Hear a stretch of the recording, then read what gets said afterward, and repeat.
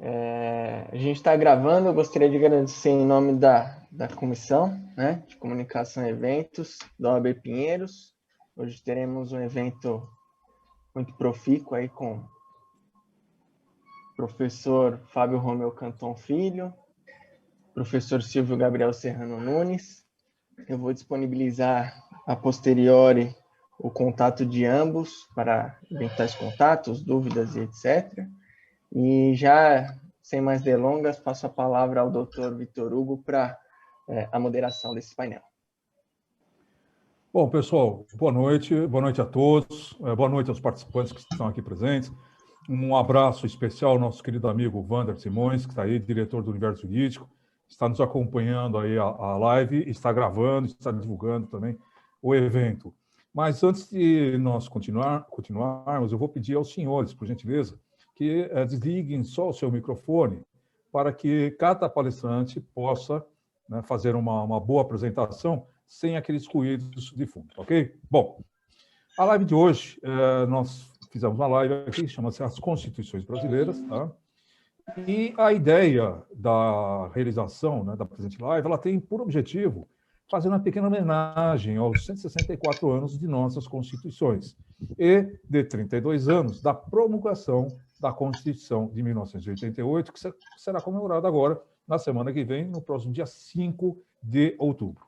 Então, para isso, né, para que pudesse a gente, né, fazer essa homenagem, a Comissão de Ciência, Tecnologia e Inovação da 93ª subseção da OAB de Pinheiros, né, montou essa live, organizou a live e fez aí convite a duas grandes figuras, dois grandes ilustres professores, né, que conhecem o tema com profundidade. Um deles conhece a história, né, das nossas constituições e o outro conhece com detalhes profundos as garantias constitucionais inseridas na Constituição de 1988, que não são poucas, são muitas, né? Então nós temos aqui o doutor Silvio Gabriel Serrano Nunes e o doutor Fábio Romeu Canton Filho, cujos currículos, né, já demandariam uma live inteira para eu poder falar. Então, eu solicito aos senhores, né, que acessem os cartazes distribuídos aí nas redes sociais e que contém um mini currículo de cada um dos palestrantes. A minha função aqui, como presidente da Comissão de Ciência e Tecnologia, como organizadora do evento, simplesmente é fazer a mediação, né? Até porque eu não conheço mais ninguém com capacidade profunda do que esses dois palestrantes para falar sobre um tema tão profícuo e muito abrangente, tá? Cada palestrante nosso terá o tempo entre 20 e 25 minutos, fica a critério deles para a disposição dos seus trabalhos, e ao final do evento, nós iremos abrir aí a participação pública para perguntas, respostas, inclusive o Wander vai estar aqui conosco aí também fazendo algumas perguntas, algumas respostas aqui, ok? O doutor Silvio, ele vai discorrer sobre as particularidades de cada Constituição, enquanto que o doutor Fábio discorrerá sobre as garantias da Constituição de 1988. Eu acho que o tema é muito importante, tá? A live, ela é organizada, foi organizada, né, e foi coordenada pela Comissão de Ciência, Tecnologia e Inovação da 93ª subseção da OAB de São Paulo, OAB Pinheiros, né, como uma homenagem, como já disse antes, aos 32 anos da nossa atual Constituição. Essa live, ela tem o apoio da Comissão de Cultura e Eventos, também da subseção de Pinheiros, porque agradeço já de antemão ao seu presidente, doutor Rafael de Souza Lira, que provavelmente está aí nos acompanhando também na live. A realização do evento em si, ela se encontra a cargo da 93ª subseção da OAB de Pinheiros, cujo presidente é o nosso querido amigo, doutor Paulo Sérgio Ferraz Camargo, a quem eu rendo aqui as minhas homenagens, tá? E agradeço, na pessoa do nosso presidente, todos os demais colegas que aqui estão presentes, assim como aqueles que enviaram os votos de sucesso em nossas redes sociais e que, em razão de compromissos anteriores, não poderão assistir o evento ao vivo. Eu sei que muitos dos nossos alunos, pelo menos os meus alunos da universidade, meus alunos de Direito, eles estão agora, nesse exato momento, fazendo uma prova, né, uma prova online, e passaram a semana inteira fazendo a prova de segunda, eu ministrei prova de segunda, terça, quarta, e outros professores estão ministrando na data de hoje e ontem, quinta-feira, ok? Tá, então, daqui a pouco a nossa live vai sendo povoada aos pouquinhos. Quero agradecer também, não sei se já está presente aí, mas faça um like para nós, ao nosso querido amigo, Dr. Richard, é o presidente da Comissão de Relações Internacionais da OAB Santos e também um membro efetivo e ativo da Comissão de Ciência, Tecnologia e Inovação da OAB de Pinheiros. O Dr. Richard tem realizado aí lives internacionais, eu já divulguei aos senhores, fizemos uma live com o cônsul de Luxemburgo, né, foi maravilhoso, fizemos uma live internacional também com o cônsul da Suécia, com advogados situados em Lyon, na França, e na Áustria, né? Então, a doutora Márcia, que está presente, provavelmente está nos assistindo também. Então, um abraço a vocês, tá? O nosso queridos amigos que estão todos aí assistindo. Então, fiquem à vontade, desfrutem essa conteúdo aqui, que é muito bom, muito importante. E eu agradeço já, mais uma vez, aos nossos queridos palestrantes. Depois eu tenho uma pergunta para colocar aí, uma bombástica essa pergunta, fala com relação à Constituição, mas isso eu vou deixar para o final. Então, eu vou já passar a palavra para o nosso querido amigo e palestrante, Dr. Silvio. Dr. Silvio, que ministrou aula comigo numa universidade aqui em São Paulo, e é uma pessoa muito querida, uma pessoa, né, do bem, como dizem aí, ok? Dr. Silvio, o senhor tem a palavra, fique à vontade. Bom, preliminarmente, eu gostaria de agradecer profundamente o generoso convite do professor Vitor Hugo Freitas, né? Um grande amigo, um amigo que também participa de uma série de atividades que realizamos na Escola Superior do Tribunal de Contas do município de São Paulo, sempre com muita generosidade. Gostaria de agradecer profundamente a subseção Pinheiros, né, da OAB de São Paulo, e também as demais comissões. Agradecer a oportunidade de estar aqui com o professor e ao professor Fábio Romeu Canton Filho. É uma honra, é um grande privilégio para mim participar de uma mesa tão qualificada e que para mim será, enfim, um imenso aprendizado. E dividir com vocês aqui algumas ideias. Agradecer a todos os que nos acompanham, né? Vou agradecer na pessoa do Vander, enfim, por que dessa discussão, nós que estamos chegando aí em 5 de outubro, que é o dia de aniversário da promulgação de nossa Constituição Democrática atual. Nós estamos, enfim, entrando num mês de se pensar e de se refletir. Claro que a Constituição, a todo momento, é um tempo de reflexão para a preservação da democracia, dos direitos consagrados nela, mas acho que, em especial, nesse momento, é um momento de fazermos uma reflexão mais, enfim, profunda. Primeira coisa, eu gostaria de trazer uma lição que o professor Paulo Bonavides, de Paes de Andrade, traz no clássico História Constitucional do Brasil, em que eles dizem: a história constitucional do Brasil, de conhecimento indispensável a quantos buscam estudar nossas instituições políticas e sociais, representa um dos mais profundos mergulhos na compreensão do passado nacional. Ou seja, se queremos compreender o Brasil, se queremos entender muitas de nossas mazelas, ou muitos também dos desafios que conseguimos superar, é fundamental termos a consciência dessa marcha constitucional, da história do constitucionalismo brasileiro para tal compreensão. A bem da verdade, antes mesmo do Brasil ser propriamente o Brasil, com o advento, digamos assim, no Brasil Império, de 1822, nossa primeira Constituição, todos sabem, é de 1824, cumpre registrar que em 1821, o Brasil não era colônia e o Brasil também já não era independente, mas era Brasil-reino, que é um status jurídico, político, muito pouco fixado em nosso imaginário. Na verdade, desde 1808, quando a família real vem para o Brasil, as coisas já mudam substancialmente, mas em 1815 há um decreto que eleva o Brasil à condição de rei, é um documento jurídico, enfim, um diploma legal de Dom João, que eleva o Brasil à condição de Reino Unido, a Portugal e Algarve. Nesse momento, as cortes fazem todo um trabalho, as cortes, né, em Portugal, para que Dom João aceite, enfim, a Constituição de Cádiz, a Constituição espanhola, que ela foi promulgada em 19 de março, dia de São José, daí ela é chamada a Pepa. E por menos de 24 horas, né, o Brasil teve essa Constituição vigente, mas foi uma experiência extremamente fugaz, enfim, apenas aí um registro. De qualquer forma, vindo a nossa independência em 1822, foi necessário, até por uma questão de soberania, a consolidação de nós como país, os trabalhos de uma Constituição.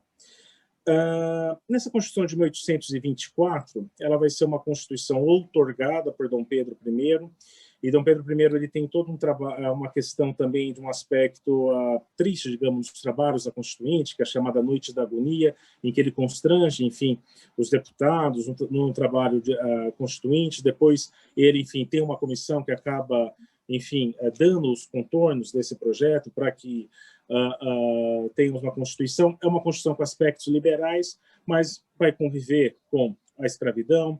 Vai ter também uma questão muito complexa, que é o poder moderador nessa dinâmica. De qualquer forma, o Brasil fica ali configurado como uma monarquia, né? É uma forma unitária de Estado, a federação vai ser uma realidade posterior, e se de um lado, para alguns especialistas, isso levou à não fragmentação do território nacional, o certo é que é um período que é uma série de revoltas, é uma série de, enfim, dissidências regionais do Brasil, uma busca de uma maior autonomia. Era um Estado, enfim, com uma religião oficial, a religião católica. Nesse momento, há uma coisa que chama a atenção, o poder judiciário era chamado poder judicial, e 4 poderes, né? E o poder moderador, que era um poder exercido pelo imperador, que, né, segundo os especialistas, nós poderíamos ver que Dom Pedro I utilizou sem muita parcimônia, de uma forma, podemos dizer, abusiva, mas já Dom Pedro II utilizava o poder moderador com muita parcimônia, já deixando mais uma fluidez, de uma certa autonomia para a vida política e para a própria formação dos gabinetes sem grandes alterações. Esse poder previa, enfim, a suspensão de juízes, previa, enfim, certos recursos que seriam estranhos, né, numa divisão clássica de 3 poderes, previa também a nomeação e a destituição de ministros, de gabinetes, e mesmo também até interferências no jogo da vida política, que isso foge muito de uma ideia de um parlamentarismo liberal. De qualquer forma, por diversos motivos, né, a monarquia ela termina, na verdade, com um golpe institucional. Eu não sou monarquista, mas, que a verdade seja dita, enfim, tem esse rompimento. Um dos que vão primeiro assessorar o governo provisório do novo regime vai ser Rui Barbosa.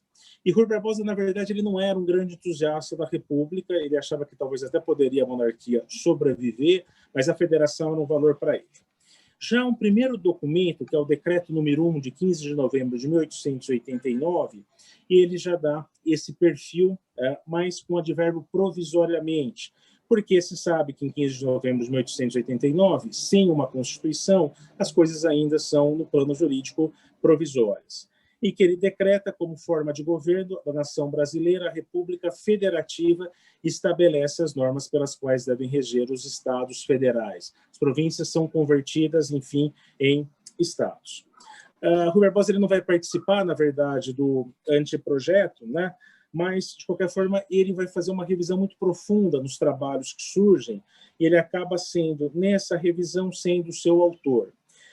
E qual a grande contribuição de Rui Barbosa? Ele consegue retirar uma série de elementos autoritários que se pensava, em especial por influência do positivismo, que os militares, enfim, comungavam naquele momento, e vai aproximando do modelo mais anglo-saxão, um modelo mais de liberdade para ele, né? Havia 2 formas de liberdade. Aquela conhecida pelos britânicos, né? Graças ao seu parlamento, e do judiciário forte, como era na República estadunidense. Então, em especial, esse modelo da República norte-americana vai ser, e desse judiciário forte, é um elemento que ele acreditava que seria uma forma até de romper ou se evitar caudilismos, segundo a expressão dele. Essa arquitetura institucional federal que nós temos na Constituição de 1891, segunda Constituição do Brasil e a primeira da República, ela acaba tendo uma história muito conturbada na República Velha por diversos fatores, mas em especial no autoritarismo desses nossos primeiros presidentes, inclusive militares, e em relação à intervenção federal, ou seja, um certo abuso do Instituto, que acabam tanto quanto desmontando em muito do que se pensava Rui Barbosa. De qualquer forma, a República Velha ela tem uma série de questões, como, por exemplo, a questão eleitoral, as fraudes constantes, o que vai levar à Revolução de 30.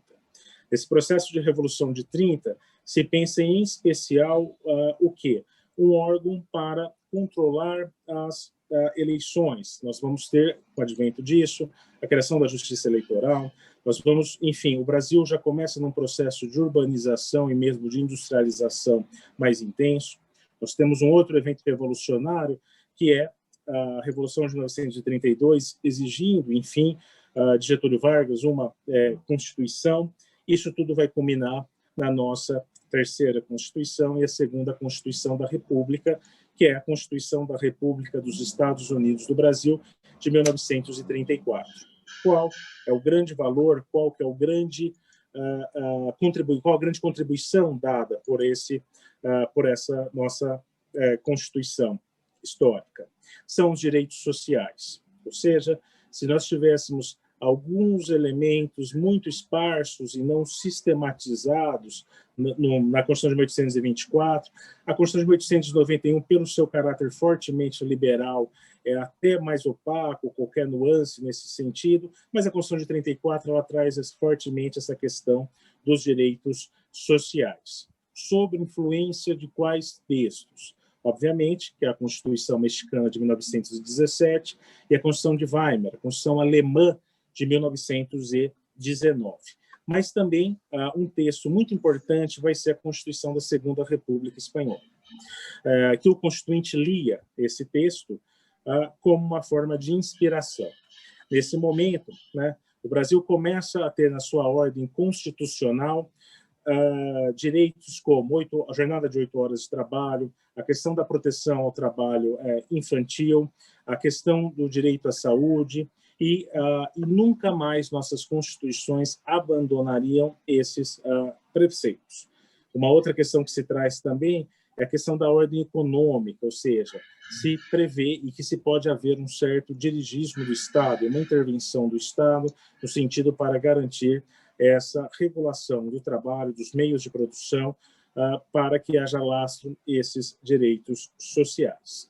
Em 1937, nós temos, enfim, o Estado Novo Getulista, né? Um período autoritário, um período sombrio na história do Brasil, como todos os períodos autoritários são, e por obra, né, de Francisco Campos, né, Getúlio Vargas, enfim, outorga a Constituição de 37, muito inspirada na Constituição polonesa, daí vem o nome da polaca, enfim, e é um período em que nós vamos ter um departamento de imprensa e propaganda que vai explorar esse culto à personalidade a Getúlio, como também um momento, enfim, de censura.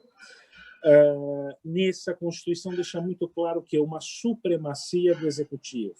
Ainda que questões como no plano formal a federação seria mantida e também a divisão de poderes, o certo é que a concentração de poderes no chefe do Executivo da União acaba dissolvendo essas características. Por exemplo, o artigo 178 dela previa a dissolução do Senado Federal, da Câmara dos Deputados, das Assembleias Legislativas dos Estados-membros e também das câmaras municipais. Getúlio Vargas podia governar por decretos-leis, enfim, e o judiciário, nós não podemos praticamente falar de nenhuma independência do judiciário, pois nada saía do espectro decisivo do presidente da República. Com o advento da Segunda Guerra Mundial, o Brasil luta do lado dos aliados, enfim, do lado democrático, e passa a ter uma grande resistência interna. O Estado Novo Getulista, Getúlio, enfim, acaba sendo deposto e se abre esse período aí para um processo de redemocratização que vai ser consolidado na nossa Constituição dos Estados Unidos do Brasil de 1946. É uma Constituição muito, talvez, digamos assim, um pouco queridinha entre os estudiosos, por justamente estar entre dois períodos de autoritarismo. Nessa Constituição, há uma preocupação muito grande com os valores da liberdade. Há grandes figuras juristas e personalidades de muita expressão na cultura brasileira que são constituintes, né? Exemplo, Goferdo da Silva Teles foi constituinte nessa Constituição, e Jorge Amado. Né? Jorge Amado, ele é eleito pelo Partido Comunista e ele tem toda uma preocupação também com esses valores da liberdade. Um exemplo, o artigo 141 dessa Constituição, que vai tratar sobre dos direitos e garantias individuais. Vai dizer livre manifestação do pensamento sem que dependa de censura, ou seja, aqui é uma marca do fim da censura do Estado Novo getulista. Salvo quando há espetáculos e diversões públicas, respondendo cada um nos casos na forma da lei precetuar pelos abusos que cometer. Não é permitido anonimato, é assegurado o direito à resposta. Isso aqui é muito importante. A publicação de livros e periódicos não dependerá de licença do poder público. Ou seja, aqui toda atuação do Departamento de Imprensa e Propaganda, esse aspecto sombrio é totalmente eliminado nessa Constituição.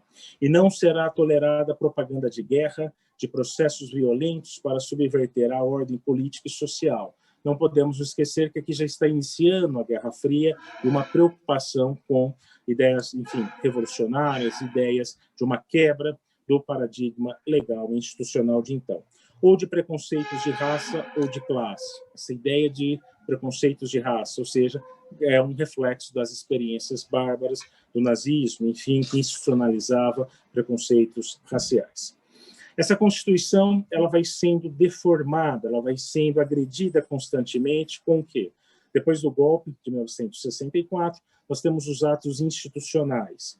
E esses atos institucionais, aparentemente, eles tendem a conviver até 67 com essa Constituição, mas os atos institucionais vão deformando esses direitos, essas garantias até então existentes. E é claro que o dos atos institucionais, o diploma mais autoritário, vai ser posteriormente a de 67, que será com o AI-5. Na Constituição de 67, nós temos de novo que é uma concentração dos poderes no Poder Executivo. O Poder Executivo ele passa a ter uma grande capacidade de legislar em matéria de orçamento e de segurança. As eleições passam a ser indiretas para presidente da República com 5 anos, há uma tendência a uma centralização do poder, mas ainda no plano formal seríamos ainda uma federação, mas é importante que o nome dessa Constituição já é Constituição do Brasil, pelo menos o nome dela já não tem esse aspecto da federação. Estabelece a pena de morte para os crimes de segurança nacional, restringe ao trabalhador o direito de greve para que não haja uma subversão, enfim, da ordem naquele momento, e uma abertura e decretação de leis de censura. De qualquer forma, o regime ele vai progressivamente ficando mais autoritário e se fechando a qualquer perspectiva de abertura. Nós temos o AI-5 de dezembro de 1968, e ali o chefe do Poder Executivo, né, ele pode, dentre as suas funções, está o quê? De decretar a dissolução do Congresso Nacional, das Assembleias Legislativas e das Câmaras de Vereadores. Ou seja, praticamente aqui se extingue toda e qualquer maneira de se pensar em federação e em divisão de poderes, assim como a capacidade a faculdade de se eliminar as garantias e os direitos fundamentais. Uma questão que, devido a esse ato, né, vai ter que ocorrer o quê? A emenda constitucional número 1 de 69, que é uma polêmica entre a doutrina, para alguns é uma nova Constituição, para outros não seria só uma emenda, enfim. Mas ela altera a redação de tal forma do documento constitucional de 68, que daí muitos dizem que seria uma outra Constituição. Mas o nome da Constituição altera e passa a ser Constituição da República Federativa do Brasil. Mas lembrando sempre dessa questão, essa concentração de poderes, né, num processo ditatorial, é muito complicado se falar em federação nesse sentido. Pois muito que bem, nós passamos um processo de redemocratização no Brasil. Esse processo de redemocratização ele é muito inspirado no processo da Espanha. E é muito importante também que se diga que, porque tanto na Espanha como no Brasil, ocorre uma dissolução interna do regime para abertura para a democracia. Paulo Bonavides diz que, assim como a Espanha teve, enfim, Afonso Soares, que faz essa trajetória, no Brasil uma figura esquecida, mas é uma figura que acho que deveria ser lembrada, muito é Petrônio Portela, né? Ele é um senador, ele é ministro da Justiça, e ele faz essas articulações para a abertura, só que ele morre em 1980, né? Possivelmente, talvez até poderia ter sido o primeiro presidente civil aí no processo de transição, se não morresse tão jovem. O Constituinte, segundo José Afonso da Silva, os dois textos que ele mais manuseia é a Constituição Portuguesa, de 76, e a Constituição Espanhola, de 78, são suas fontes de inspiração ali mais, enfim, imediata. Pois, o que conseguimos naquele processo para sairmos e restaurarmos a democracia? Nós temos, enfim, uma Constituição considerada rígida, né? Ou seja, os seus mecanismos de alteração são mais solenes, são mais complexos. Ela é democrática, ou seja, isso é um valor muito caro à nossa Constituição, até como fruto dessa transição do autoritarismo para um regime democrático. Ela é eclética, ou seja, ela não tem um fio ideológico condutor, né? E tanto isso, ela tem cicatrizes, ela tem marcas. Por exemplo, essa questão quando ela fala que, preferencialmente aos domingos, o descanso semanal. Isso é um impasse entre interesses, e todos os interesses são legítimos na Assembleia Constituinte, enfim, de empresários e de trabalhadores, né? Os sindicatos queriam que fossem isso engessado no domingo. Os empresários queriam que fosse isso mais flexível. Ou seja, então, quando nós vemos certos advérbios, são marcas, são cicatrizes históricas nela, desse processo de acomodação de interesses para que a Constituição saísse. Uma Constituição prolixa. Por quê? Aqui, num certo sentido, tem essa crítica muito constante, mas também devido por justamente passarmos de um período de autoritarismo, nós queríamos muito, pelo menos o espírito da época, que tudo se consagrasse de uma forma constitucional, como uma maneira de se garantir a liberdade. Por outro lado, é importante a gente lembrar que, dentre os princípios fundamentais, enfim, no artigo 1º, diz que a República Federativa do Brasil, formada pela união dissolúvel dos estados, municípios e Distrito Federal, constitui-se em Estado democrático de direito e tem como fundamentos a soberania, a cidadania, a dignidade da pessoa humana, os valores sociais do trabalho e da livre iniciativa. Eu quero chamar a atenção de talvez o mais esquecido aqui, que é o pluralismo político. Eu acho que em momentos como o nosso, que nós vivemos de uma certa tensão política, isso é um norte, isso é uma bússola segura. Nossa Constituição, ela sempre... Por quê? Porque os regimes autoritários tendem a criminalizar a política. Os regimes autoritários tendem a não conviver com essa paleta de cores que são as diversas ideologias. Uma democracia, para bem funcionar, ela precisa se organizar em partidos, enfim, partidos de direita, de centro, de esquerda, e que façam um debate de uma forma livre. Isso, ao meu ver, me parece um fundamento que a nossa Constituição prevê, muito esquecido nos dias atuais. Como também ela coloca objetivos, né? E aqui lançando uma reflexão em que medida nós conseguimos, né, passados mais de 30 anos de nossa Constituição cidadã, a ideia de construir uma sociedade livre, justa e solidária, a ideia de garantir o desenvolvimento nacional, a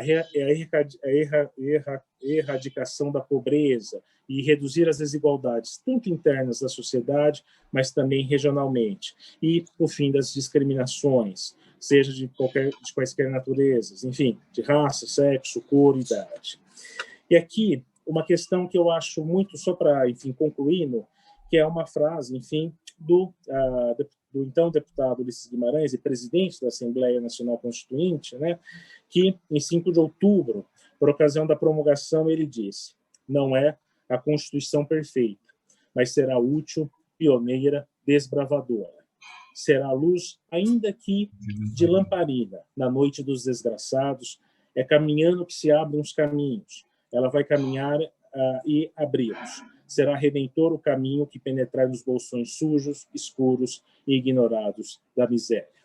Ou seja, o Constituinte sabia que ela não era um documento perfeito, saber que os desafios do Brasil são imensos, mas ao longo de toda essa trajetória que nós temos, de avanços democráticos e muitos recuos autoritários, com certeza é uma bússola segura e devemos sempre pensá-la, talvez num aperfeiçoamento, talvez em algumas emendas, algumas correções, mas jamais eu acho que atentar contra o núcleo duro de um projeto civilizatório que ela nos trouxe.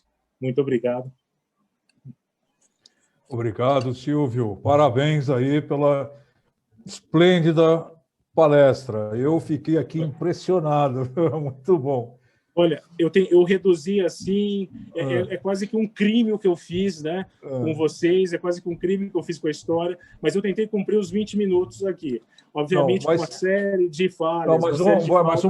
Mas vamos corrigir esse crime aí. Gente, o Silvio está aí à disposição para ministrar palestra sobre Constituição. Acessem o Instagram do Silvio, tá? Silvio Nunes.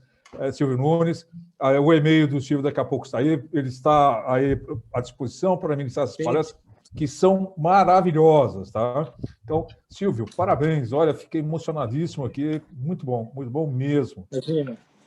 Bom, o Wander está aqui presente. Quem não conhece o Wander aqui é o que dirige, né, o universo jurídico aí. Então, quem quiser entrar, assistir o universo jurídico, os eventos do universo jurídico, é só acessar o YouTube, né? E lá tem eventos do universo jurídico. Parece que agora, no dia 27/9, fizeram aí a 41ª distribuição de livros, sorteio de livros. Foi isso, Wander? Perfeito, professor Vitor. Nós mantemos regularmente sorteios semanais de livros e o concurso Pergunta da Semana para os colegas que nos acompanham no grupo Eventos do Universo Jurídico do WhatsApp, nos grupos do WhatsApp e também no Facebook. E esta semana nós vamos realizar... Neste sábado agora nós vamos realizar um sorteio. Já estou antecipando o tema para aqueles que nos seguem, estão nos assistindo pelas redes sociais, que o tema, em homenagem à nossa lei maior, que completa agora, no dia 5, como bem lembrado pelo nosso querido professor Silvio Gabriel Serrano Nunes, 32 anos de idade, será uma pergunta sobre a nossa Constituição de 1988. Wander, obrigado. Fique aí online conosco, tá? O Wander, para quem não sabe, está transmitindo ao vivo aí pelas redes também, e eu gostaria que ele ficasse aqui para fazer as ponderações finais, viu, Wander? Pode ser? Com muito prazer. Tá bom, então. Bom, gente, agora eu vou passar a palavra, né, para o nosso querido Fábio Canton, mas deixa eu falar uma coisa antes. O Fábio é uma pessoa fenomenal, eu conheço o Fábio há muito tempo. Tá aí, nós conhecemos há muito tempo, então eu não tenho nada o que falar. O Fábio é uma pessoa companheira, uma pessoa amiga, aberta, profundo conhecedor do que ele vai falar e também professor aí universitário, tá? Depois, eu não sei se o Fábio tem algum blog ou alguma rede social, mas gostaria que ele já deixasse colocado aqui essa informação. Então, eu já vou passar a palavra diretamente para o Fábio Canton. Fábio, é sua a palestra. Boa noite, meu querido amigo Vitor Hugo. Uma honra muito grande, uma satisfação muito grande estar aqui com você nesse bate-papo. Desde logo agradeço esse honroso convite de estar aqui na noite de hoje para poder conversar com os nossos queridos amigos internautas sobre as nossas constituições, a Constituição brasileira, os direitos fundamentais. Quero cumprimentar o meu colega aqui de bancada, o Dr. Silvio Gabriel Serrano Nunes, e desde logo também parabenizar e, ao mesmo tempo, agradecer pela brilhante aula que nos deu a todos sobre a história das Constituições. Já me sinto, inclusive, extremamente culpado por roubar o tempo do nosso amigo Silvio Nunes. Tenho certeza que seria muito mais proveitoso com a complementação dos elementos que ele tem sobre a história das Constituições brasileiras. Quero agradecer o Vitor Hugo, mais uma vez, que preside a Comissão de Ciência, Tecnologia e Inovação, que organiza esse evento juntamente com a Comissão de Cultura, ambas da subseção de Pinheiros, que é presidida pelo nosso querido Rafael Lira, e também aproveitar para parabenizar, agradecer e dar um abraço ao nosso querido amigo Paulo Camargo, que preside a subseção de Pinheiros. Muito bem. Agradecer a presença de todos que estão aqui, nos vendo, nos ouvindo. E me provocou o Vitor Hugo para falar um pouco sobre os direitos fundamentais da Constituição de 1988. E eu recebo essa provocação num momento absolutamente oportuno da nossa política brasileira e, refletindo sobre o que deveria e como deveria falar, concluí que o ideal era participar desta provocação com provocação também. O meu querido professor Silvio fez uma explanação brilhante sobre a história das constituições e os meus amigos devem ter percebido que as constituições, fundamentadas em constituições estrangeiras, ora na Constituição americana, ora na Constituição espanhola, alemã, polonesa, elas serviram, não raras vezes, a interesses específicos de cada momento da vida nacional brasileira. O professor Silvio diz com muita propriedade a Constituição de 46, muito festejada, entre períodos totalitários, mas o fato é que, se nós voltarmos para 1824, vamos ver que a primeira Constituição brasileira é efetivamente um ganho e um avanço. Evidentemente que traz questões ligadas à própria monarquia, o poder moderador, e eu vou voltar a falar já sobre isso, que tinha o imperador, mas, de qualquer maneira, é uma Constituição que também, como ressaltado, convive com a escravidão, mas traz alguma Constituição para o nosso país. De modo que nós vamos ver que, de 1824 para cá, nós tivemos avanços e retrocessos nas Constituições. Ganhos, evidentemente, que até sob ditadura tivemos ganho, especialmente no campo social, direitos trabalhistas, tivemos, inclusive, por parte de um ditador, a consolidação das leis do trabalho, em 1942, pelo Getúlio Vargas, mas, de qualquer maneira, nós tínhamos períodos com restrições de direitos, não como nós temos agora, pela Constituição de 1988, e voltando a piorar essa situação de forma muito drástica, especialmente com a emenda constitucional de 69, como já foi ressaltado, com a AI-5, que foi a maior restrição de direitos que o país sofreu. E como comemoração, Vitor Hugo, meu querido Silvio, se me permitem, como comemoração de outubro, como comemoração do aniversário da Constituição Cidadã, em que nós comemoramos, celebramos a democracia, algumas questões me parecem absolutamente relevantes e dentro do campo dos direitos fundamentais que a gente traga aqui para o debate, para a reflexão, me parece de extrema importância. O primeiro aspecto diz respeito à religião. Nós vamos ver que na Constituição de 1824, a religião consta daquela Constituição. O Brasil não era um Estado laico, que passou a ser. De modo que me preocupa, evidentemente, que todos têm direito, a própria Constituição garante isso, que todos têm direito às suas respectivas religiões e cultos e prática dos respectivos cultos, mas é absolutamente importante, e me parece que não podemos abrir mão disso, a separação e a manutenção da separação entre Estado e religião, sob pena de recuarmos, de voltarmos, de retrocedermos, não para a Constituição de 1824, mas para muito antes disso.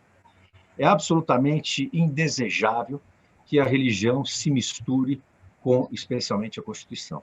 O Estado não deve interferir nesta questão, a questão religiosa é uma questão individual de cada um, garantia constitucional, inclusive, de cada um dos cidadãos brasileiros, que podem e devem optar, estudar, praticar a religião que bem entenderem, mas isso não deve estar atrelado ao Estado. Isso me parece um primeiro equívoco daqueles que pensam em contrário. Então, em homenagem à democracia, me parece o primeiro ponto relevante da reafirmação dessa separação absoluta e permanente do Estado com religião. Não me parece, não vejo nenhum ganho com relação à nação brasileira, aos seus cidadãos, e nem sequer às igrejas, essa mistura entre religião e Estado. O Estado custou muito, e quando eu digo custou muito, inclusive muito sangue, a separação do Estado da religião, e é um direito que nós conquistamos e do qual não podemos abrir mão em hipótese nenhuma. O professor Silvio falou também da dignidade da pessoa humana como princípio fundamental dentro dos princípios fundamentais da nossa Constituição, e é verdade. Nós precisamos permanentemente observar isso.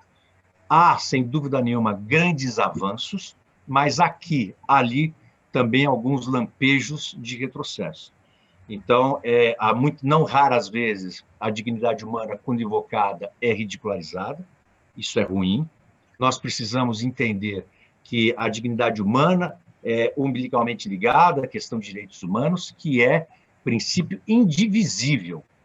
Antes que alguém se antecipe e diga, mas direitos humanos para quem pratica o crime, ou dignidade humana para bandido. Veja, direitos humanos só podem ser interpretados, compreendidos como um princípio absolutamente indivisível. Direitos humanos, dignidade humana é para todo e qualquer cidadão, que vai merecer, eventualmente, resposta do Estado em função de questões concretas que desbordem a observância da lei.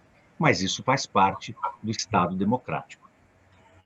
Outra questão que também me impõe aqui falar sobre o poder moderador, vou falar daqui a pouco. Presunção de inocência. Outro princípio fundamental, outra garantia fundamental, e é preciso haver reflexão sobre isso. Qual é o Estado que nós queremos? Qual é o país que nós queremos? Qual é a sociedade na qual queremos conviver com os cidadãos? Qual é a sociedade que queremos para os nossos amigos, para os nossos filhos, para os nossos parentes, nossos netos, nossos descendentes, ascendentes, enfim? Que país que nós queremos? Antes que digam também aí que a condenação em segunda instância ou a contrariedade à condenação da segunda instância só para privilegiar bandido, eu chamo a essa reflexão que eu falei agora mesmo. O que nós queremos? Se nós que temos uma Constituição que dá o norte, que dá a bússola de como se pretendemos fazer a Constituição de 1988, é efetivamente uma Constituição cidadã e que garante direitos fundamentais pelos quais devemos brigar sempre, lutar sempre. O que nós queremos? Queremos observar a Constituição? Se nós queremos observar a Constituição como princípio e regra maior de convivência no Estado brasileiro, nós precisamos observar os princípios nela contidos. Dentre os princípios nela contidos, e por mais, e aqui, evidentemente, caberia 200 palestras só sobre isso, e aqui nós estamos só numa reflexão, num bate-papo entre amigos, para comemorar justamente a democracia, por mais que se esforcem, o que está na Constituição como princípio ou como presunção de inocência é efetivamente o trânsito julgado. Não vou nem detalhar aqui, por mais que há, e de fato há, ministros ilustres, inclusive do Supremo Tribunal Federal, que pensem em contrário, que defendem tese em contrário, mas não me parece que essa seja uma questão constitucional menor a ser superada de forma tão singela e, pior, reiteradas e sucessivas vezes, ora num sentido, ora no outro, que é o que de pior pode acontecer para uma estabilidade jurídica. Para que aqueles que eventualmente estejam nos assistindo, e vamos assistir depois em mídias sociais, especialmente os alunos, essa instabilidade jurídica a partir do texto constitucional gera, inclusive, problemas de ordem econômica. Isso afasta investimentos estrangeiros, porque, por óbvio, querem um Estado perene, um Estado sereno, um Estado equilibrado, um Estado previsível no melhor sentido, para que possam investir o seu capital e desenvolver seus negócios. Então, isso afeta, inclusive, investimentos estrangeiros no Estado brasileiro. Essa interpretação conveniente ou de conveniência, ora num sentido, ora no outro, com interpretações episódicas, eu não posso contar com uma Suprema Corte no país que decide sobre um determinado tema, seja como for, e volte a decidir sobre o mesmo tema pouco tempo depois, 1 ano, 2 anos, 6 meses. Não é possível isso. Quer dizer, há que ter uma segurança jurídica para que todos que vivem e convivem sob a égide constitucional tenham segurança de que caminho seguir. Ou é assim, ou é assado, ou é de um jeito, ou é de outro. Nós não podemos concorrer com mudanças temporais com relação à interpretação constitucional. Direito à ampla defesa. Direito à ampla defesa. Esse também é um tema absolutamente polêmico e me parece que merece, especialmente para aqueles operadores do direito, para quem opera com direito, e mais notadamente ainda para os advogados, que merece uma reflexão especial, uma homenagem especial. Claro que ninguém concorda, e eu sou o primeiro a levantar essa bandeira, ou junto com os primeiros também levanta essa bandeira, contra a corrupção. Ninguém quer viver num Estado corrupto. A corrupção tem que ser combatida ao extremo. Há que se ter intolerância contra a corrupção. Não há dúvida, isso me parece ponto pacífico, até por políticos menos sujeitos ao tema. Ou simpáticos ao tema. Mas esse combate à corrupção deve, da mesma forma, seguir a orientação constitucional. O nosso livrinho de cabeceira de convivência nacional, de convivência sob o solo e sob a bandeira brasileiros, é a Constituição Federal. E é ela que serve, como já disse o meu querido amigo Silvio, de norte. A bússola qual é? Na dúvida, eu sigo o que diz a Constituição. Se eu tenho dúvida como interpretar uma determinada lei, eu preciso ver, antes de mais nada, se ela segue a orientação constitucional ou não. Em última análise, se ela é inconstitucional ou não. Né? E eu não posso permitir que o texto constitucional seja fragilizado por interpretações, mais uma vez, episódicas, ocasionais e até mesmo oportunistas. Nós temos visto, não raras vezes, mais uma vez, processos, especialmente na área criminal, que caminham sem a observância das garantias constitucionais. Isso não quer dizer proteção ou defesa cega de quem deve ter resposta do Estado diante de eventual prática de ilícito penal. Absolutamente não. Mas não é possível que não se siga as regras. Então, hoje nós temos inquéritos aos quais não se dão acesso aos advogados, nós temos inquéritos onde não são ouvidas as pessoas investigadas, denúncias sem que a pessoa tenha se manifestado previamente no inquérito. Quer dizer, é uma coisa que a gente precisa pensar, as pessoas precisam abrir mão, e isso é um exercício difícil, eu reconheço que não é simples. As pessoas precisam abrir mão de suas paixões políticas, não de suas convicções políticas, mas de suas paixões políticas, para operarem as suas convicções políticas. Então, precisamos abrir mão das paixões para entender que o único caminho da vida em sociedade é o caminho da democracia dirigida por uma Constituição maior, como nós temos no Brasil. E nós não podemos abrir mão disso para questões episódicas, para ir no sentido populista, para angariação, eventualmente, de voto político, de política partidária, ignorar o que diz a Constituição em todos os seus comandos, sem exceção, especial e notadamente no que respeita aos comandos constantes dos direitos e garantias fundamentais. Então, eu não posso, lá no artigo 5º, artigo 7º, ignorar. Mas temos ignorado. E isso é um sinal amarelo que acende. Não vejo ainda, felizmente, um sinal vermelho, mas vejo um sinal amarelo potente e aceso com relação a essas questões constitucionais a que me referi. Evidentemente que a redução, por exemplo, da desigualdade é outro princípio que é dado norte. Claro que não conseguimos atender tudo. Vou dar um exemplo. Então, por exemplo, o salário mínimo que deve ser suficiente para atender educação, lazer, saúde.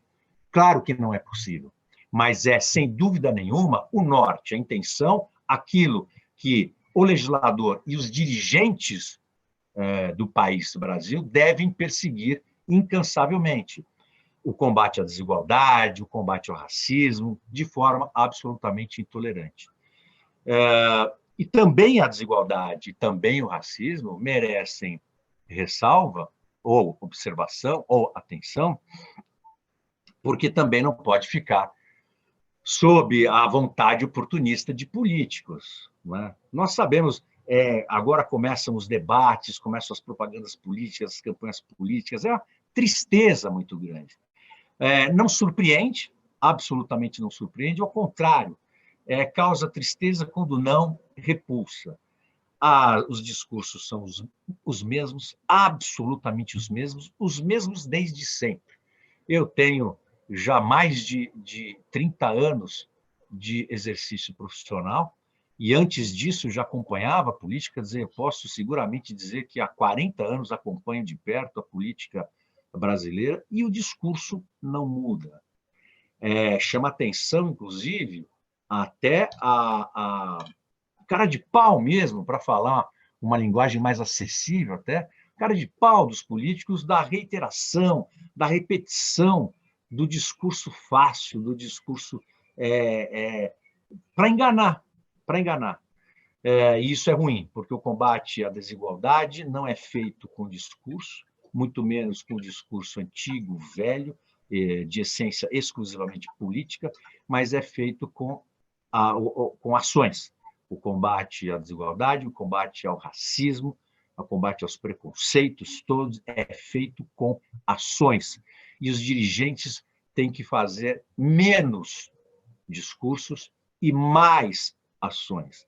A população espera dos comandantes o comando, espera dos comandantes o exemplo, não é? O exemplo a ser seguido.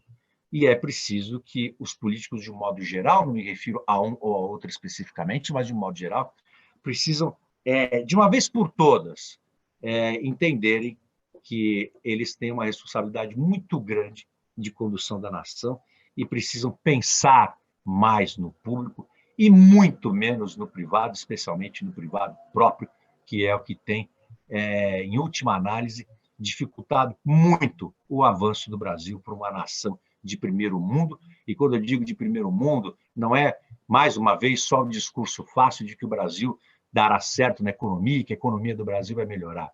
A economia do Brasil também não pode melhorar a qualquer preço. A economia do Brasil precisa melhorar observando todos os demais princípios relativos à nossa democracia.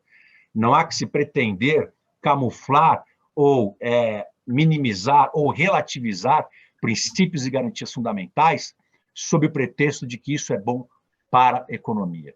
Nós já tivemos retrocesso no que diz respeito a conquistas trabalhistas com a reforma, e não quero dizer que eu não entenda o que é necessário, o que não é necessário, que as contas públicas precisam de ajustes, mas nós vemos, nós todos, que somos operadores do direito, sabemos exatamente onde o Estado pode e deve pôr o dedo e aonde ele põe e não põe o dedo.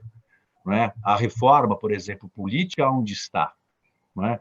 Quando se fala em alto escalão do poder público, aonde está a reforma política, a reforma administrativa, o combate à desigualdade? Aí não existe mais. Sobra sempre na conta daquele que pode gritar menos, né? Em última análise, a população, especialmente a população mais carente. Vejam que coisa interessante que eu ia me referir, e vou me referir, como já anunciado, o poder moderador. O poder moderador veio para a Constituição de 1824 como um resquício do poder imperial, uma salvaguarda do poder do imperador para, enfim, continuar como tal, como imperador. E nós voltamos depois de muito tempo, quase 200 anos, e mais de 100 anos da exclusão do poder moderador por um dos maiores pensadores, dos maiores ilustres da história brasileira, Rui Barbosa. E aí eu faço só um parêntese, porque não resisto a um parêntese sobre Rui Barbosa, que aprendeu, junto com Castro Alves, poeta dos negros, a advogar no escritório do Luiz Gama. E isso é de extrema importância. Luiz Gama, que era defensor dos escravos, não era advogado, recebeu o título de advogado pós-morte em 2018, 2017, 2 ou 3 anos só que ele recebeu do Conselho Federal o título de advogado, abolicionista, né, nascido livre, vendido como escravo, abolicionista, e imaginava, inclusive apoiando a proclamação da República, que até o próprio Marechal Deodoro tinha dúvida se queria largar a monarquia ou não, e apoiando a República, porque achava que não conseguiria aprovar as duas coisas, a abolição da escravidão e a proclamação da República. E, infelizmente, morreu 6 anos antes, em 1882, e a abolição acabou vindo pouco antes da proclamação da República. É só para um parênteses, fecho parênteses, uma curiosidade, me lembrei agora. E aí volta, para minha absoluta surpresa, no ano de 2020, a discussão sobre poder moderador. E nas circunstâncias em que volta essa discussão, poder moderador para as Forças Armadas, numa criação genial de como isso seria possível a partir do texto constitucional, que se falaria em latim, uma genial ars inveniendi, que eu aprendi no tempo de estágio. É uma loucura isso. Então, nós precisamos... veja, a população precisa entender, especialmente os operadores do direito, os alunos, os estudantes de direito, precisam entender a força de uma Constituição. E nós precisamos que essa Constituição seja assim, forte, democrática como ela é, sujeita, evidentemente, a aperfeiçoamentos, sujeita a eventuais modificações, mas sempre para avançar, nunca para retroceder, especialmente no campo das garantias constitucionais, dos direitos fundamentais, dos avanços todos já conquistados, não por mim, não por você, Vitor Hugo, não pelo meu querido professor Silvio, mas por todo cidadão brasileiro. É daqui para frente, não daqui para trás. Nós precisamos aproveitar o mês de outubro para comemorarmos não só e não apenas o aniversário da Constituição, mas comemorarmos a democracia efetiva, o exercício da democracia e a reflexão sobre todas essas questões que se impõem no momento de hoje, valores maiores do texto constitucional, sobre os quais não podemos, em hipótese nenhuma, transigir. Devemos todos nós... obrigado. Então, Vitor Hugo, obrigado pelo aviso, obrigado mais uma vez por me permitir fazer essa exposição e pela honra de estar aqui com você e o professor Silvio Nunes. Muito obrigado, Vitor Hugo. Que isso. Bom, pessoal, eu queria fazer também uma ponderação que eu acho importante, antes de passar a palavra aí para o público. Eu acho que é muito importante que nós pensemos agora, dia 5 de outubro está aí, nós temos 32 anos de Constituição, 1988, mas nós precisamos dar aqui um alento aqui em alguns aspectos da Constituição.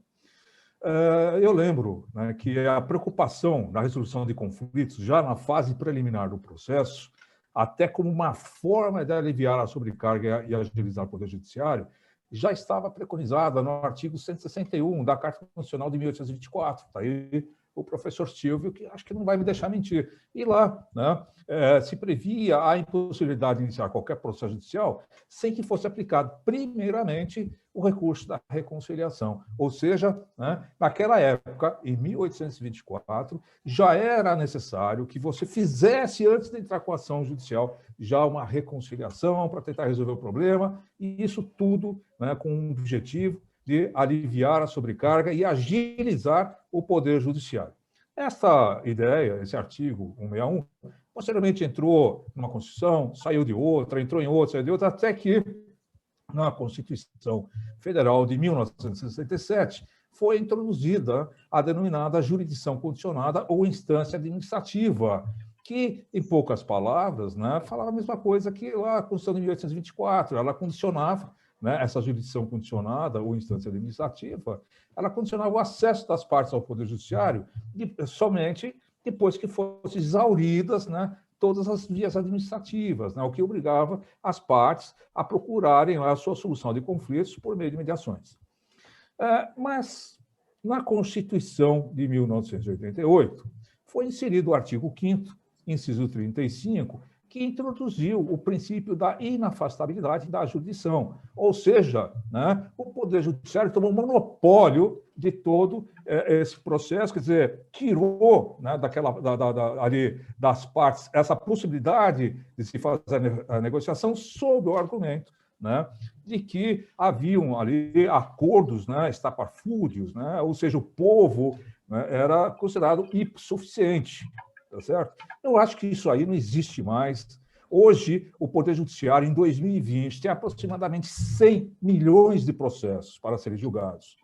Então, veja bem, isso por quê? Porque existe esse princípio, né, da inafastabilidade da jurisdição, atravancando aquilo que em 1824 já se previa, tá? Atravancando o Poder Judiciário, engessando o Poder Judiciário e, obviamente, causando um custo no Brasil, de um PIB absurdo que o Poder Judiciário está causando com relação a isso. Então, eu acho que nós podíamos fazer uma reflexão, né, a respeito, embora, né, se argumente que a cláusula é pétrea e tudo mais, mas não podemos mais viver esse tipo de situação aonde, né, o direito fundamental do cidadão, que é a celeridade processual, está aí emperrada por causa de um monopólio inserido ali nesse artigo 5º, inciso 35 da Constituição Federal. Essa é a minha visão.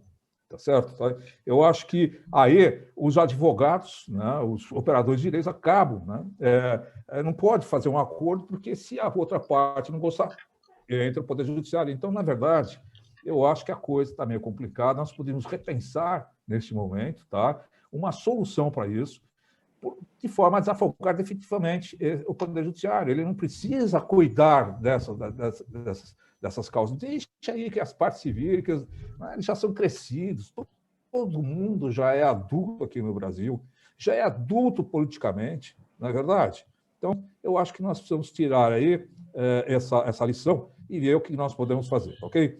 Então, eu vou passar agora, né, a palavra para quem dela quiser fazer uso. Se tiver alguém no chat, mas primeiro vou passar aqui para o Wander, para ele fazer uma consideração de 1 minuto. Wander, pode ser?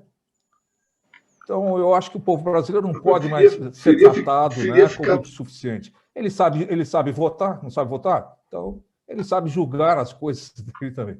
E se vocês tiverem algum livro, né, eu gostaria que, se for possível, fizessem uma doação, né, autografada para o universo jurídico, para que ele possa fazer os sorteios dele também, que eu acho que é importante isso. Wander, você quer fazer suas ponderações com 1 minuto, por favor? Eu preferia ficar por último, mas já que me foi dada a palavra, vamos lá. Quero agradecer ao AB de Pinheiros e ao professor Vitor Hugo Freitas pela oportunidade, o Dr. Silvio Gabriel Serrano Nunes, que fez uma digressão histórica desde a Constituição do Império até a nossa Constituição vigente, a de 1988, nos abrilhantou com sua capacidade de síntese, que, embora ele tenha dito que cometeu um pecado em fazer essa redução em tão pouco tempo, mas foi brilhante a explanação, nos reativou a memória, né? O doutor Fábio Canton, que nos trouxe não menos brilhantes reflexões sobre um tema que me é muito caro, o combate à corrupção e os limites que devemos ter à luz do texto constitucional nesse combate à corrupção. Nos trouxe também Luiz Gama, uma história maravilhosa de Luiz Gama. E quero dizer que foi um privilégio mesmo ter participado de tão dileta tribuna.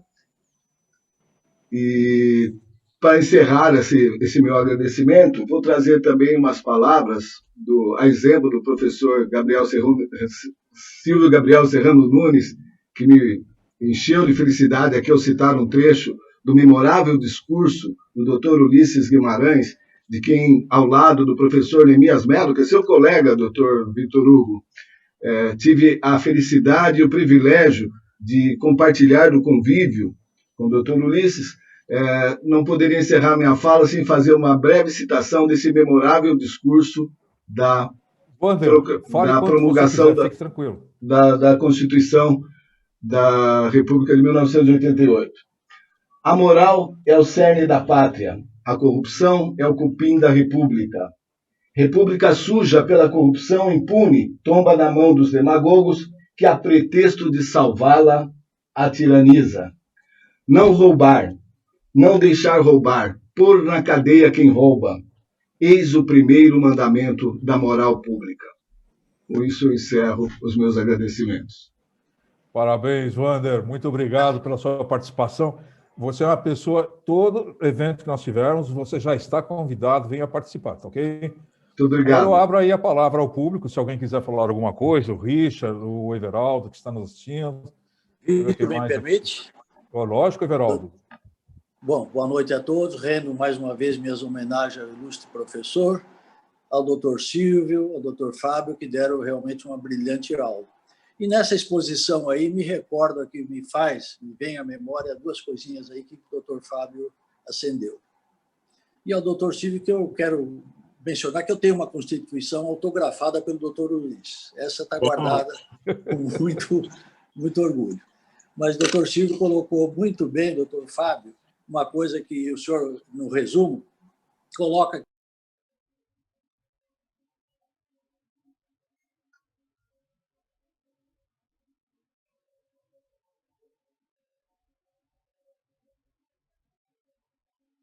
que leva-se ao judiciário desde briga de vilas, nobres doutores, que às vezes a opinião pública, com essa liberdade, graças a Deus e à Constituição que nós temos, de imprensa, se leva às vezes o debate como se fosse torcida de futebol. Eu quero condenar, não quero condenar, eu quero soltar, eu quero prender. E não vai para o campo técnico e jurídico, que é de quem está ali, e vai para o campo do leigo. Só isso. Obrigado. Com a palavra, os palestrantes.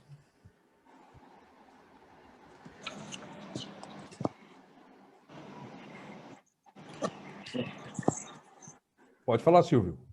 Posso falar? Bom, primeiro eu Pode. gostaria de mais uma vez agradecer a oportunidade, agradecer pela exuberante, né, exposição do professor Canton. Para mim foi, como já previa, um imenso aprendizado. Agradecer também os comentários, a participação, né, do Wander, a participação, enfim, eu sou o nome dele, do Everaldo.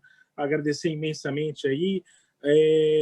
Fiquei muito feliz dessas citações do professor Ulisses aí projetadas pelo Wander, o Everaldo, o objeto de um relicário, enfim, tem uma Constituição assinada pelo doutor Ulisses. Eu acho que isso são coisas, porque eu acho que uma questão que a gente está fazendo aqui hoje é uma perspectiva de algo que talvez falte ao Brasil. Além de uma cultura democrática em muitos aspectos, uma cultura também constitucional, uma cultura também de que não podemos nada, é uma expressão muito comum que o ministro, né, Celso de Mello, ele sempre usa ou usava. Silvio, só um minutinho.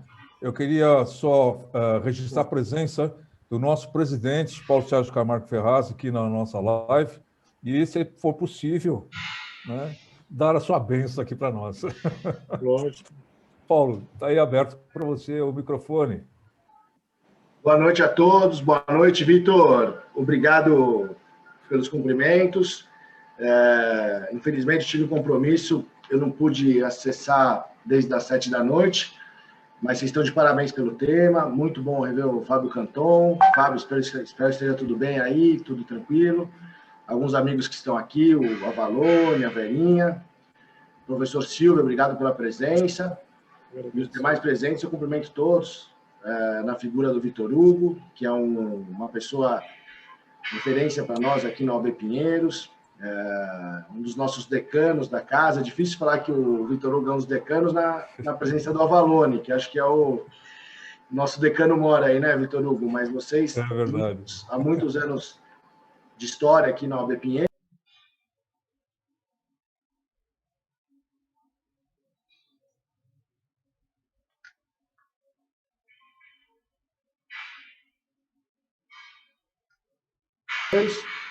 E hoje, com esse dia, com as considerações sobre o tema. Boa noite a todos e muito obrigado pela presença. Obrigado, Paulo. Silvio, continue, por gentileza.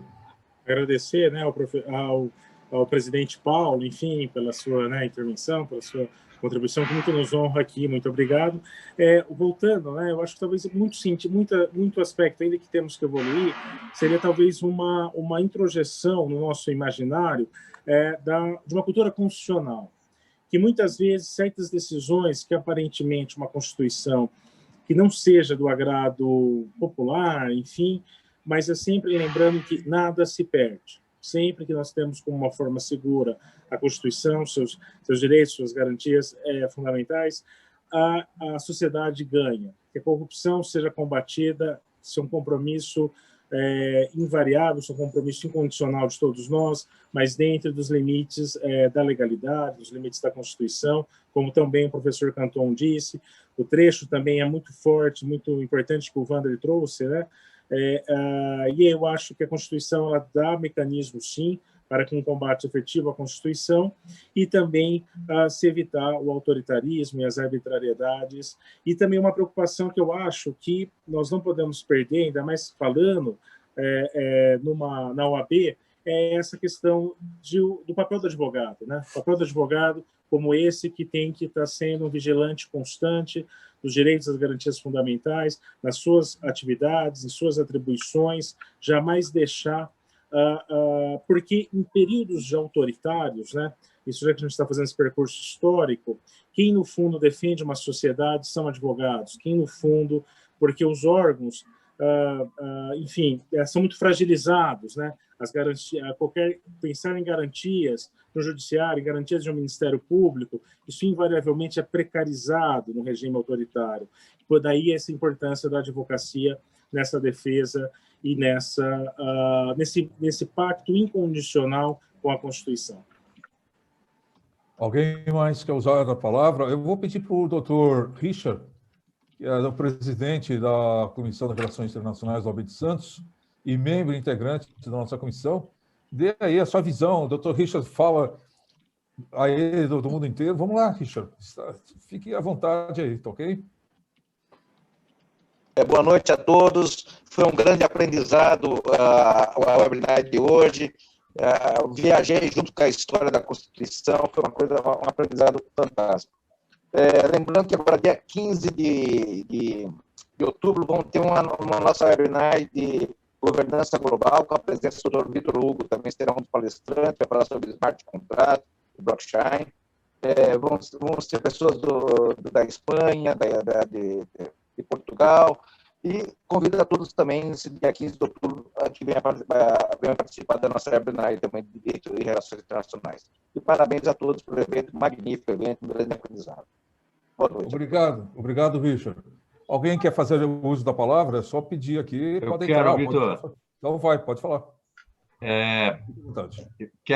Já tinha cumprimentado, mas quero cumprimentar pessoalmente aqui o meu querido Paulo Camargo, presidente da Associação de Pinheiros, uma satisfação ver de novo também, uma felicidade.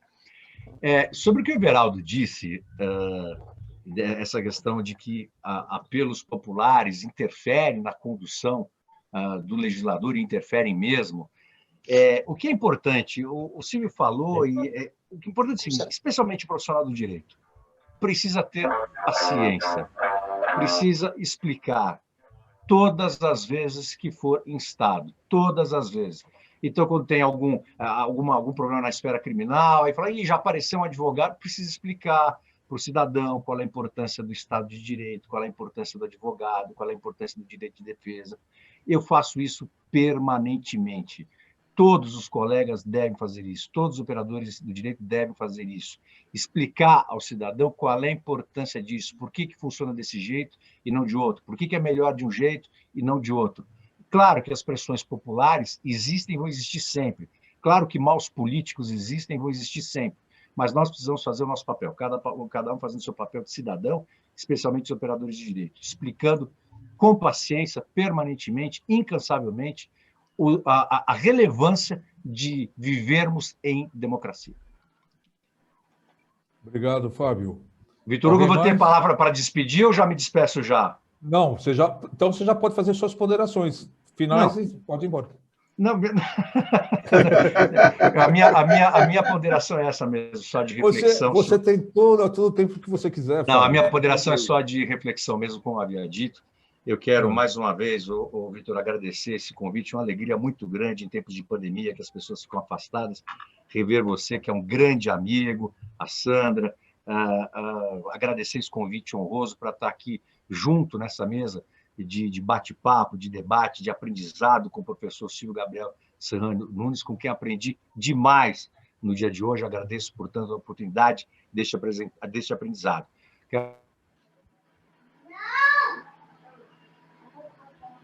Caiu aí do Fábio.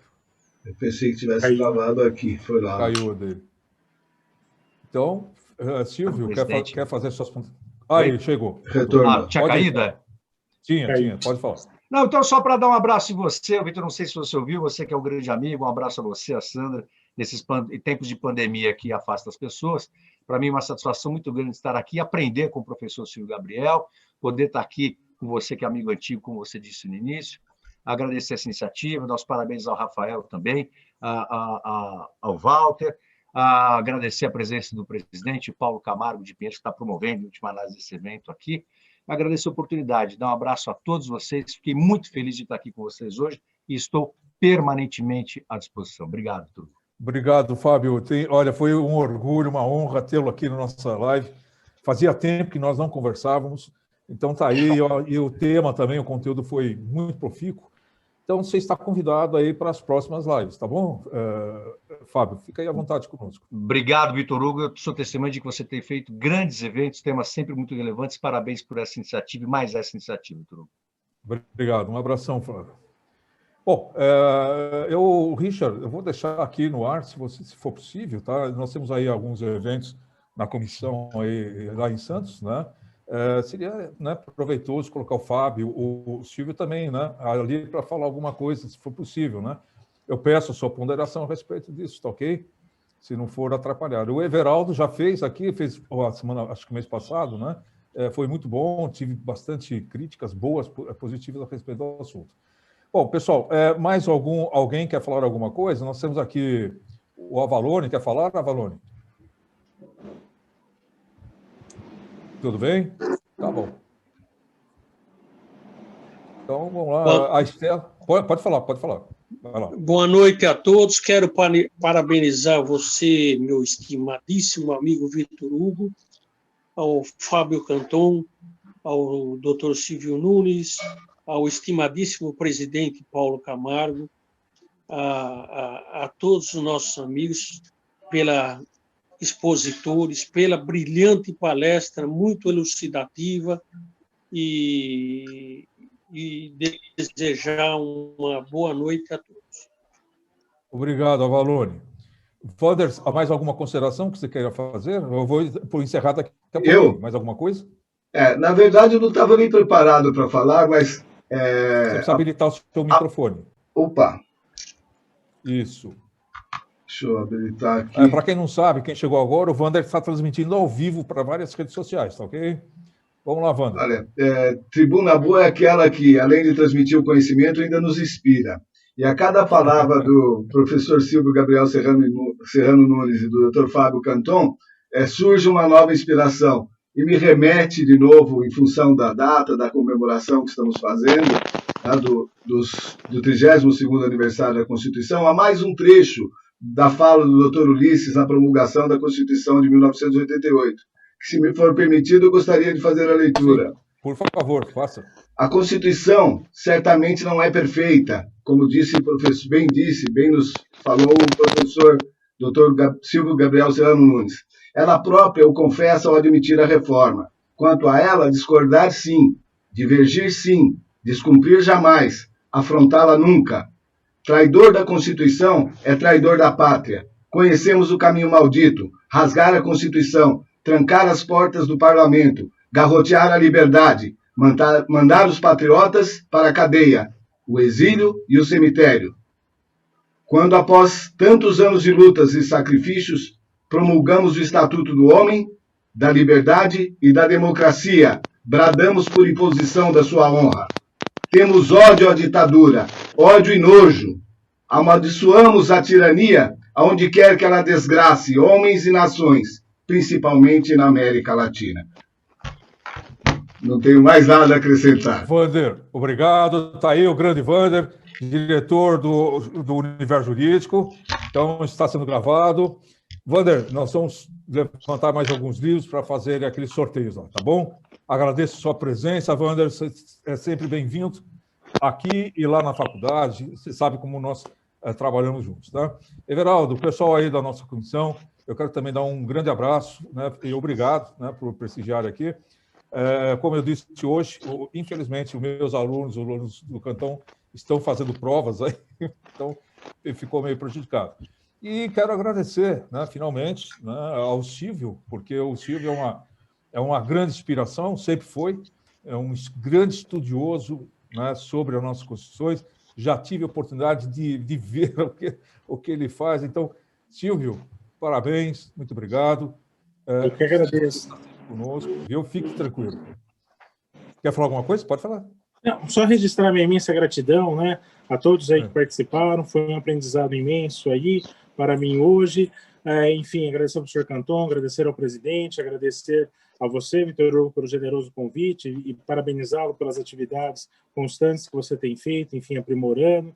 Agradecer ao Wander, agradecer ao Veraldo, enfim, agradecer a todos aí, porque, enfim, para mim sempre uma oportunidade muito enriquecedora e sempre um grande aprendizado. Muito obrigado a todos. E eu vou, então, ao invés de eu fazer... Pois não. Vitor, eu pensei que o Wander fosse colocar no final a frase do doutor Ulisses, quando ele promulgou a Constituição, ele assinou e levantou: eu tenho nojo da ditadura. Faltou essa, hein? Falei essa também, foi falada. Gente, ao invés de eu fechar a reunião, eu vou passar aqui, então, vou passar esse fardo para o nosso presidente, o Paulo Sérgio Ferraz Camargo, para que ele encerre, então, essa live aqui e mande o recado que ele quiser aqui. Paulo, por favor. Muito obrigado, Vitor.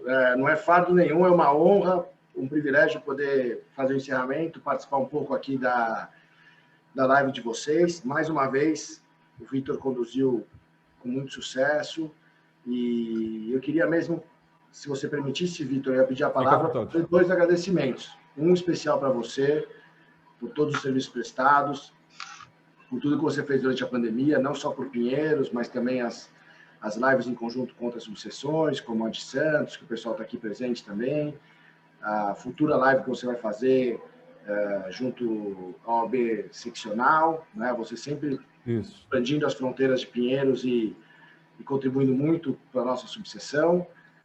O apoio que você e a Sandra dão para nós é muito importante, e todo o grupo que trabalha junto, aí mais próximo de vocês, que tem contribuído muito para os trabalhos, ainda mais nesse momento difícil de afastamento que a gente tem vivenciado, que a gente não pode se ver, não pode estar presente. Uma forma que nós temos é essa, e vocês têm nos ajudado muito. Então, muito obrigado por tudo que você faz por Pinheiros e pelo grande trabalho que você faz à frente da comissão. E para nós, de Pinheiros, de modo geral, é um privilégio muito grande poder contar com o Fábio Canton. O Fábio, das pessoas que eu conheço, é aquela que tem, acho que, o currículo mais completo de dirigente de ordem, né? O Fábio começou a carreira dele como presidente da Comissão do Jovem Advogado, e a partir daí trilhou os mais altos postos dentro da gestão da OAB. Só não tenho certeza, Fábio, se você foi presidente da Comissão de Prerrogativas. Foi também, né? Presidente da Comissão de Prerrogativas. Não, na Comissão de Prerrogativas não. Eu fui do Conselho de Prerrogativas, mas não presidi a Comissão de Prerrogativas, não. Presidi os Jovens, os Direitos Humanos, Tribunal de Ética, a CASP. Mas a Prerrogativas... Eu fui do Conselho de Prerrogativas na gestão do Marinho e na gestão do Sergei. Pois é. E a Comissão de Direitos Humanos, né, que é comissão estatutária da ordem, está entre as comissões mais importantes. Presidente da CASP. Eu entendo que a CASP, aí é a minha visão pessoal, talvez é um dos principais trabalhos que a ordem realiza, e talvez seja o trabalho mais envolvente, né, Fábio? Sem dúvida. Uma ajuda direta ao advogado, um resultado imediato da atuação, e é um desafio enorme, né? Um orçamento gigantesco, os números, se você até puder compartilhar com a gente, são incríveis, né? Do que se economiza, dos descontos, né? Os descontos, você chega a uma economia de dezenas de milhões de reais ao ano, que a advocacia economiza usando as farmácias, livrarias, o serviço de odontologia, o serviço que a CASP disponibiliza. É realmente uma atuação muito forte que a CASP tem no estado todo de São Paulo. O Fábio fez uma gestão impecável à frente da CASP. Aí já é amizade, né? Aí já é amizade. Modernizou os serviços, ampliou a rede de atendimento. Lá em Pinheiros, na gestão dele, nós tivemos a nossa farmácia, a criação da nossa farmácia, do consultório odontológico. Tudo isso foi feito no período em que o Fábio esteve à frente da CASP, que foi muito bom para a advocacia de Pinheiros. E nós sempre tivemos muito apoio do Fábio em tudo que nós precisamos, pelo menos no período em que eu acompanho aí a subseção de Pinheiros. Então, Fábio, as portas de Pinheiros estão sempre abertas a vocês, escancaradas, né? Obrigado, Paulo, pelas palavras. Obrigado. Um agradecimento eterno para você por o tempo que você se dedicou para a direção da nossa classe e tenha certeza que, para nós, você é sempre um exemplo e uma referência de gestor de ordem. Então, eu acho que é importante a gente sempre rememorar isso, porque as pessoas que se dedicaram pela gestão da nossa classe não podem ser esquecidas. E o Fábio, com certeza, é uma dessas pessoas. Paulo, obrigado pelas palavras. Claro que eu gostei, agradeço muito, mas quero esclarecer a todos que estão vendo e que verão esse vídeo, que é muito mais fruto da amizade do que eventual mérito que eu possa ter. Obrigado de qualquer maneira, Paulo. De qualquer forma, independente da amizade, o currículo dele fala por si só. E a gente falou parte do currículo, né? Não falamos tudo. Ele é professor universitário, autor de obras jurídicas, mas na gestão da OAB tem mais cargo aí que, no decorrer da carreira dele, como a gente falou, ele começou como presidente da comissão de jovens. Então, Fábio, resumindo, foram quantos anos de OAB? 21. Obrigado, Paulo. Trabalhando pela nossa classe. Nós que agradecemos. Muito obrigado a todos. Obrigado por acompanharem a OAB Pinheiros. Estamos aqui à disposição de vocês, com as nossas lives, com o nosso atendimento atualmente restrito ao funcionamento do fórum, da 1 às 5 da tarde. Mas o que vocês precisarem, contem com a OAB Pinheiros, com a nossa sede da CAASP. Tenham todos um bom final de semana, um bom final de sexta-feira. Até a próxima. Vitor, mais uma vez, obrigado. Até logo. É isso, Paulo. Eu vou só reafirmar meu compromisso contigo. Estamos juntos, tá ok? Muito obrigado. Fique tranquilo, nós estamos juntos sempre. Pessoal, muito obrigado. Richard, obrigado. Não esqueça aí do nosso povo aqui, tá? Para a gente fazer alguma coisa. Eu queria agradecer a Sandra também. Ah, a Sandra está assistindo lá embaixo. Agradecer a Sandra, desculpa. Que isso, fica tranquilo. Um abração para ela aí, minha gratidão imensa, Sandra, também. Que já está registrado. Richard, um abraço. Vera, você quer falar alguma coisa? Vera, eu vou fechar aqui o sistema. Quer falar alguma coisa?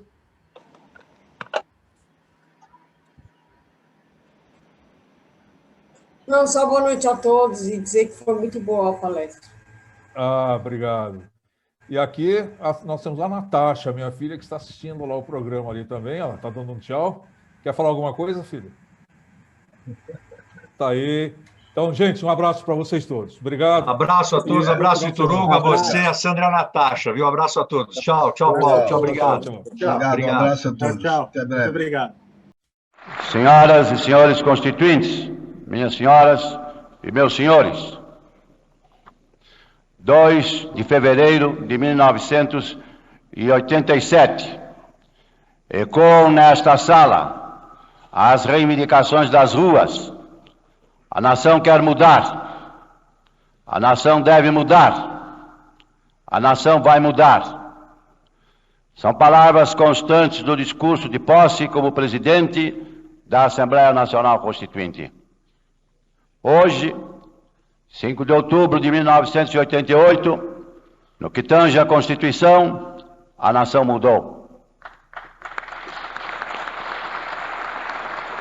A Constituição mudou na sua elaboração, mudou na definição dos poderes, mudou restaurando a federação, mudou quando quer mudar o homem cidadão, e é só cidadão quem ganha justo e suficiente salário, lê e escreve, mora, tem hospital e remédio, lazer quando descansa. Num país de 30.401.000 analfabetos, afrontosos 25% da população, cabe advertir, a cidadania começa com o alfabeto.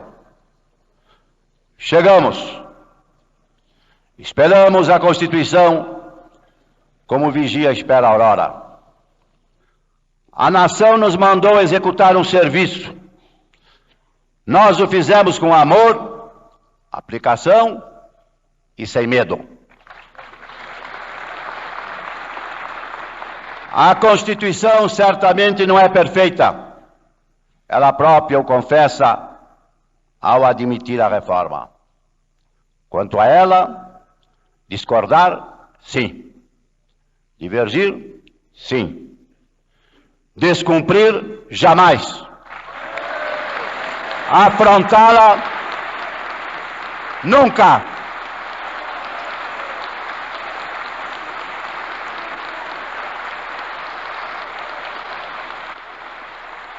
Traidor da Constituição é traidor da pátria. Conhecemos. Traidor da Constituição é traidor da pátria. Conhecemos o caminho maldito. Rasgar a Constituição. Trancar as portas do parlamento. Garrotear a liberdade. Mandar os patriotas para a cadeia, o exílio e o cemitério.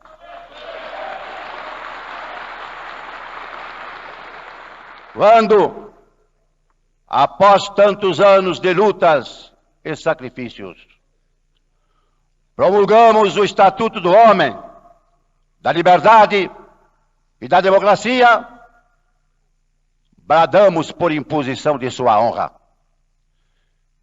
Temos ódio à ditadura, ódio e nojo.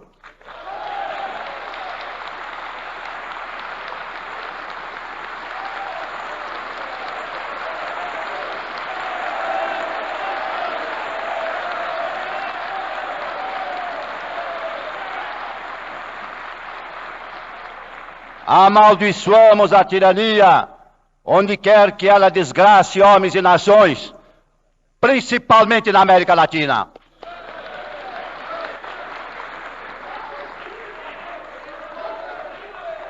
Foi a audácia inovadora, a arquitetura da Constituinte, recusando anteprojeto forâneo ou de elaboração interna. O enorme esforço é dimensionado pelas 61.020 emendas, além de 122 emendas populares, algumas com mais de 1 milhão de assinaturas, que foram apresentadas, publicadas, distribuídas, relatadas e votadas no longo trajeto das subcomissões à redação final. A participação foi também pela presença, pois diariamente cerca de 10.000 postulantes franquearam, livremente, as 11 entradas do enorme complexo arquitetônico do Parlamento na procura dos gabinetes, comissões, galeria e salões. Há, portanto, representativo e oxigenado sopro de gente, de rua, de praça, de favela, de fábrica, de trabalhadores, de cozinheiras, de menores carentes, de índios, de poceiros, de empresários, de estudantes, de aposentados, de servidores civis e militares, atestando a contemporaneidade e autenticidade social do texto que ora passa a vigorar. Como o caramujo, guardará para sempre o bramido das ondas de sofrimento, esperança e reivindicações de onde proveio.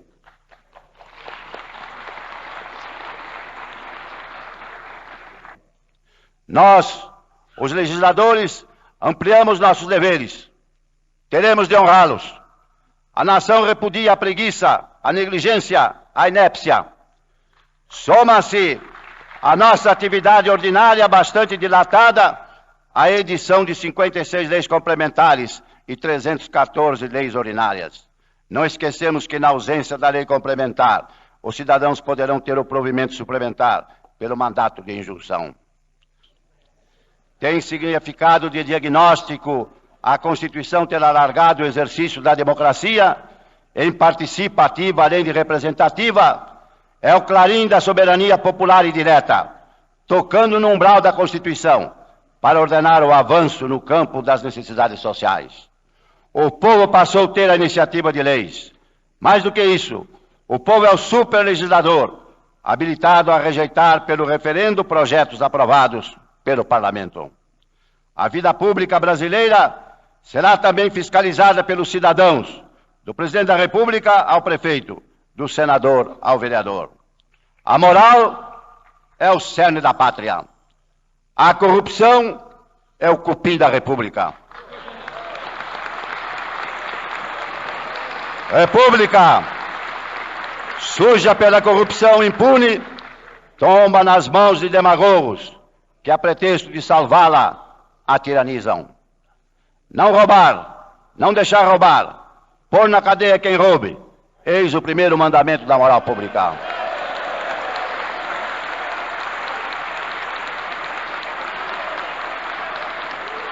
Não é a Constituição perfeita, Se fosse perfeita, seria reformável. Ela própria, com humildade e realismo, admite ser emendada até por maioria mais acessível dentro de 5 anos. Não é a Constituição perfeita, mas será útil, pioneira, desbravadora, será luz, ainda que de lamparina, na noite dos desgraçados. É caminhando que se abrem os caminhos. Ela vai caminhar e abri-los. Será redentor o caminho que penetrar nos bolsões sujos, escuros e ignorados da miséria. A sociedade sempre acaba vencendo, mesmo ante a inércia ou antagonismo do Estado. O Estado era Tordesilhas. Rebelada, a sociedade empurrou as fronteiras do Brasil, criando uma das maiores geografias do mundo. O Estado, encarnado na metrópole, resignara-se ante a invasão holandesa no Nordeste. A sociedade restaurou nossa integridade territorial com a insurreição nativa de Tabocas e Guararapes, sob a liderança de André Vidal de Negreiros, Felipe Camarão e João Fernandes Vieira, que cunhou a frase da preeminência da sociedade sobre o Estado: desobedecer a El Rei para servir a El Rei. O Estado capitulou na entrega do Acre. A sociedade retomou com as foices, os machados e os punhos de Plácido de Castro e dos seus seringueiros. O Estado prendeu e exilou. A sociedade, com Teotônio Vilela, pela anistia, libertou e repatriou. A sociedade foi Rubens Paiva, não os fascínoras que o mataram.